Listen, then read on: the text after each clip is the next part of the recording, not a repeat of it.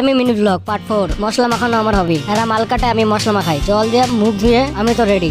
যতক্ষণ চা খায় এনে চা বিস্কুট খাওয়ার পর মশলাটা পাল্টে দে যা। তা বসার সময়টাও দেয় না। মশলা পাল্টে দিতে না দিতেই এক বস্তা সিমেন্ট নিয়ে গোলা বানা। তা আর কি করবো, সিমেন্টের বস্তা খুলে বানালাম গোলা। বানায় ফ্লোরে দিয়ে ঝাঁটা মারি, মশলা দিয়ে 4টা টিপ করি। 4টা টিপ করার পর বলে এদিকে আয়, মাল কাটতে হবে। আমি এদিকে মাল সাইজিং করি, আরেকজন একা একাই মশলা নিয়ে ফ্লোর বসানো শুরু করে দেয়। মাল সাইজিং কইরা আইসা দেখি বসানো কমপ্লিট। আমার কয় মশলা নরম কর। নরম করা হয়ে গেলে ডেটো গুলো মুছে দে। ডেটো গুলো সেট ভেতরে দেওয়ার পর একজন ডেটো লাগায়, আরেকজন কয় আয় ধুলো খায় যা। না পায়রা আমার হেলমেট পরলাম। আবার আরেকজন কয় মশলা দিয়া যা রে। দিতে যায় এ আমার সাথে কি হলো। मुझे कुछ दिखाई नहीं दे रहा माँ। A few moments later. मुझे सब दिखाई दे रहा है।